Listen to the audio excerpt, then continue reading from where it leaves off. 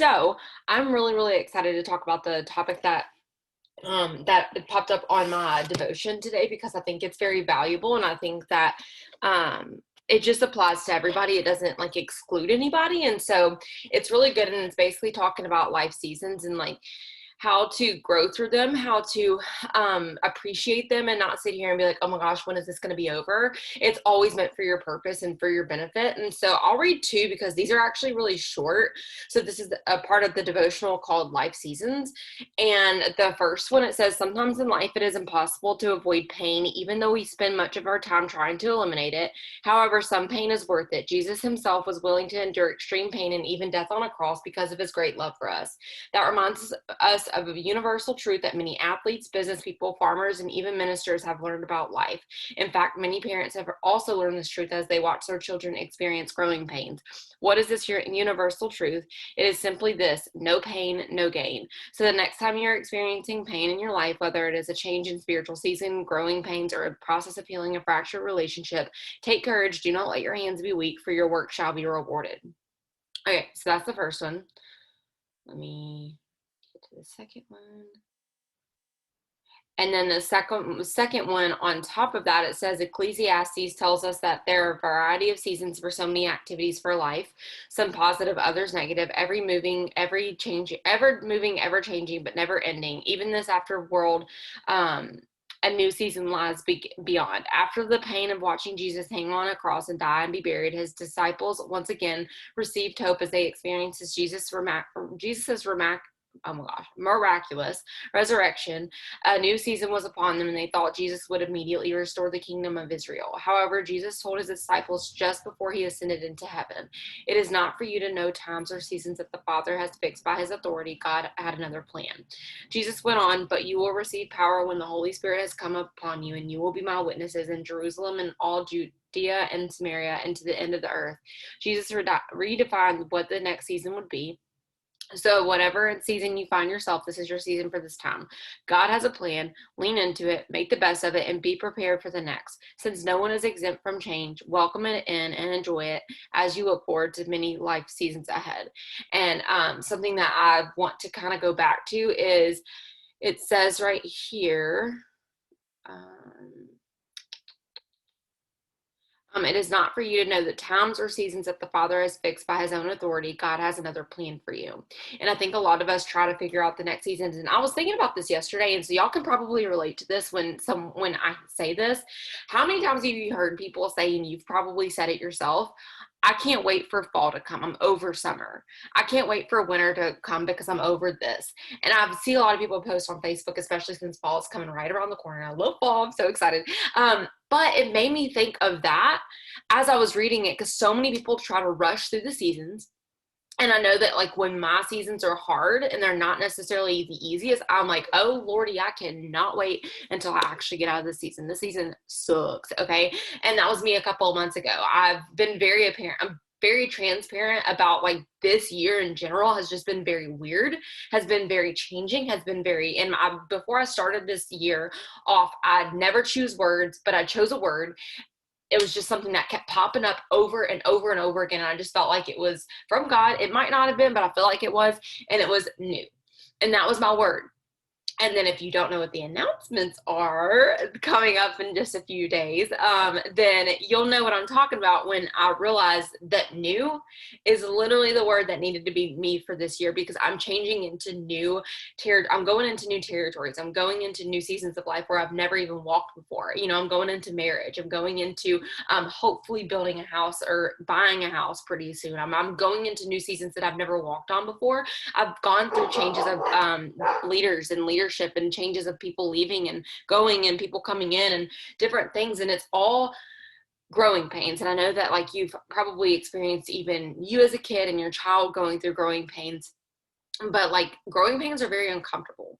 Changing anything is very uncomfortable, but it's always necessary for us to get to the next season of our life. And so next time you say, I can't wait until this gets over. I'm sorry, you guys, let me close my door.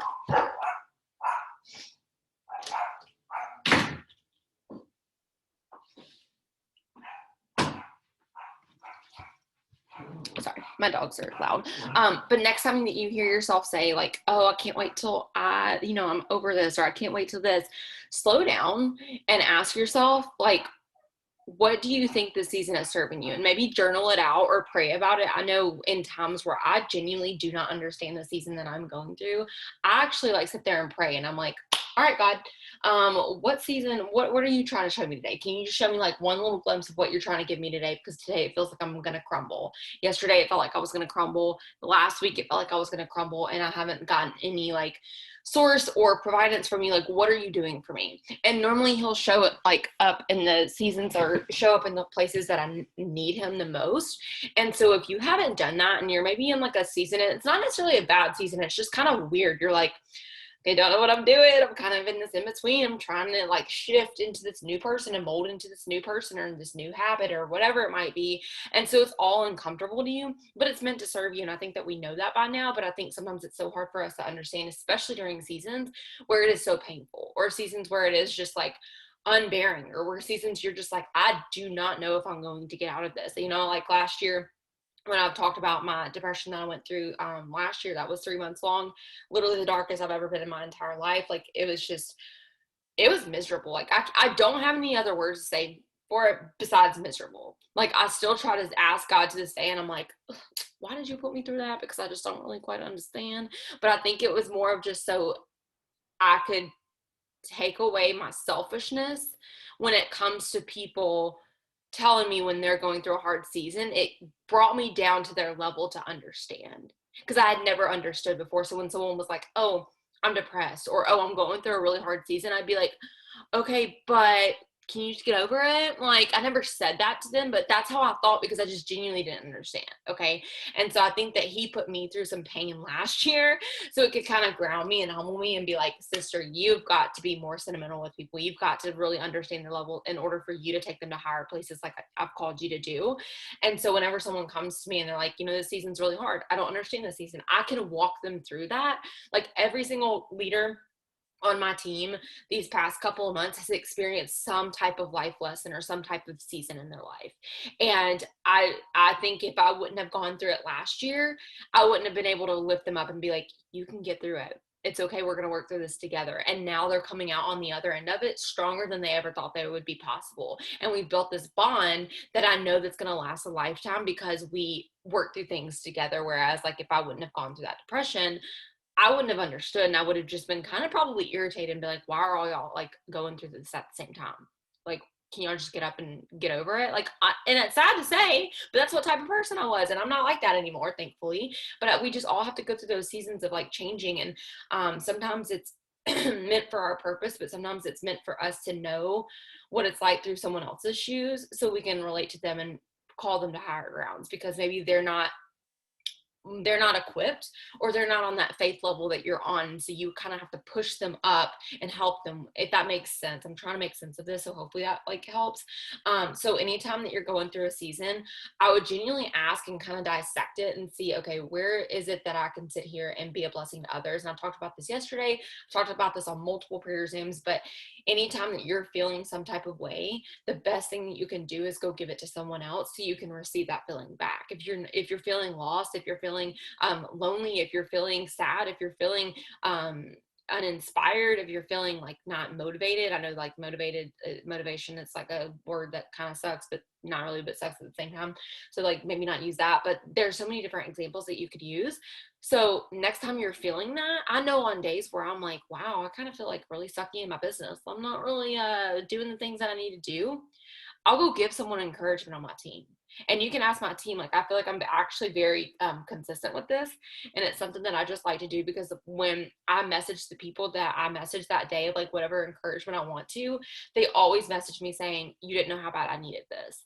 And so I think that like in any season, any area, any aspect of your life, God can work through it. You just, sometimes we're so blinded by our own like pity party, or sometimes we're blinded just by the pain that we're enduring, that we don't see that it's really for us every single time. But the biggest blessing is once you're out of it, normally you can see what type of purpose he called you to do. Now and this is where my faith kind of struggles a little bit, because I'm obviously still working through my faith too, like I'm very honest with y'all.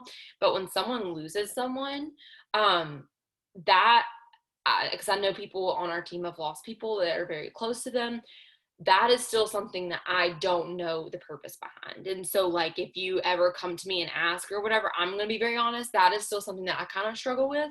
And so, like, if it's something like detrimental like that and very serious like that, I don't know what the purpose is behind that. And I'm just being really honest. So, like, if you're like, okay, I can relate to this, but this, I'm the same way. Okay. So, anyways, but it's really good. And then I wanted to read off this devotional really quickly. I did a Bible study before we got on here. I woke up late and didn't hop on Power Hour on accident, so I was like, oh, well, it gives me more time in the Bible. So it says, grow strong in your weakness. Some of my children I've gifted with an abundant strength and stamina. Others like you have received the humble gift of frailty. Your fragility is not a punishment, nor does it indicate lack of faith. On the contrary, weak ones like you must live by faith, depending on me to get through the day. I am developing your ability to trust me, to lean on me rather than on your understanding. Your natural preference is to plan out your day knowing what will happen, knowing what will happen when. My preference is for you to depend on me continually, trusting me to guide you and strengthen you as needed. This is how you grow strong in your weaknesses. And so anytime that you don't know how to get through a situation or a scenario, or you're doubting yourself or whatever it might be, I would really ask you to sit there and pray about it. And I know that, like, and it's been popping up everywhere to confirm that, like, I need to get stronger in my prayer life, because I sometimes get in the habit of only when I need something I'll pray. And so I've really tried to make the habit of, like, no, I'm going to pray every single day, even if things are going amazing, because that's what God has provided me with. He's provided me with something amazing today. Why wouldn't I talk to him about it and say thank you, instead of avoiding him? And so anytime that you are going through your weaknesses and you feel like, oh, I'm really weak in this area, I feel like I'm struggling in this area, I feel like I can't go through in this area, or whatever it is, pray about it. And prayer can be so simple as, God, can you please help me through this? Or prayer can be in depth, like going through like a 40-minute conversation. I've literally prayed, the longest I've ever prayed was 45 minutes. And it was while I was exercising, because I was just really struggling that week. And I was like, oh, I need some Jesus time. And it was so helpful. So he's reminding you that, like, sometimes people are well equipped for weakness, because he knows that when we're weak, he's strong. He can do his best work. So don't ever think of your weaknesses as something that's here to hurt you. Your weaknesses are here to draw you closer to him. And that's the biggest blessing of them all, because you want to feel him. If you were someone who was strong and who was independent and everything was going right 24/7, do you not think that you wouldn't lean on him? I know I probably wouldn't. If everything was going perfect in my life was like 100 plus, and I was like making all this money, and I was sitting here living in this large house, and I was having all these bougie things, and all, my family was healthy, all these good things, to be honest, I might not be like, hey, God, thank you. I would just be like, all right, God, you did this, and then talk to him like 3 months later. Like, that's how I would look at it. So think of you being weak in the areas that you're being weak in as a good thing. Think of your weaknesses as a good thing. Okay. My weakness for the longest time was me being selfish. Like, I was selfish in a lot of ways in my leadership and just a lot of things. And I was like, oh, God, I need you to change me, because something's got to change, because I can't be living this selfish life. And I knew that it wasn't necessarily a bad thing, because I needed to learn and grow through it.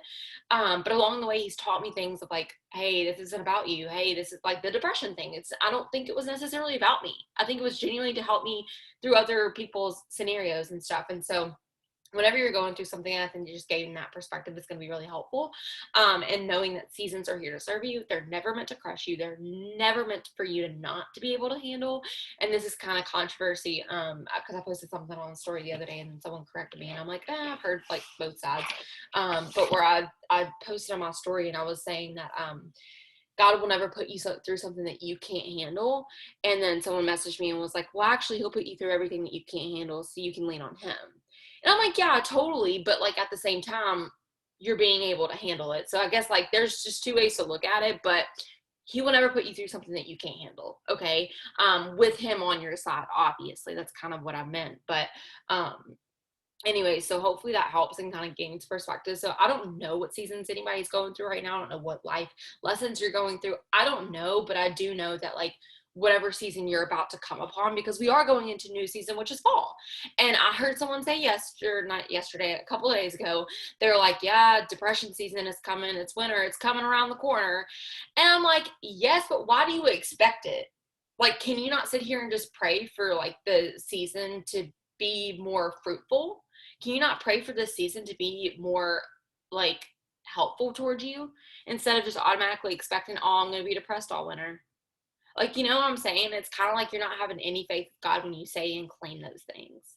It's kind of just like, oh, here we go again. Like about those people that I talked about yesterday on the Zoom, how many people do you walk through that don't have any hope? They're like, oh, don't get your hopes up. This is probably not going to happen. Why wouldn't you put your faith in God? Don't you know he made the earth? Don't you know he's made so many different things happen? Why would you just manifest over yourself that like you're going to be depressed or that this is going to happen? You don't know what's going to happen in the future. Just because it's happened 14 years in a row doesn't mean it's going to happen this year. So it's just like you just have to have that faith and hope. And I hope when people get on this, they see that like we need to be people that are hopeful so we can lead other people. And that's when like I get really irritated when people talk like bad about the business or when people say anything negative, because I'm like, you just don't even know the difference we're making. Like all you see is like your own opinion. But if you were to sit inside a day of the prayer Zoom or sit inside the day of what we talk about on actual Zooms, you'd be amazed at like the lives that we're actually moving and like the difference that we're actually making. And that's what I want to feel in my faith. Like when people hate on faith, I'm like, I'd rather go to my grave and like have so much undying faith than live a miserable life and then claim that God's not real and then go to my deathbed with nothing. You know, like I would rather have like this overwhelming faith where people are like, what are you doing? You're crazy. Like I would rather have that than go to my deathbed and be like, oh, I didn't believe in anything. Nobody, like life just sucks, you know? And so that's why I just don't get when people hate on Christians either. I'm like, sis, we're doing some great work around here. So anyways, that's a whole nother tangent, but hopefully that helps.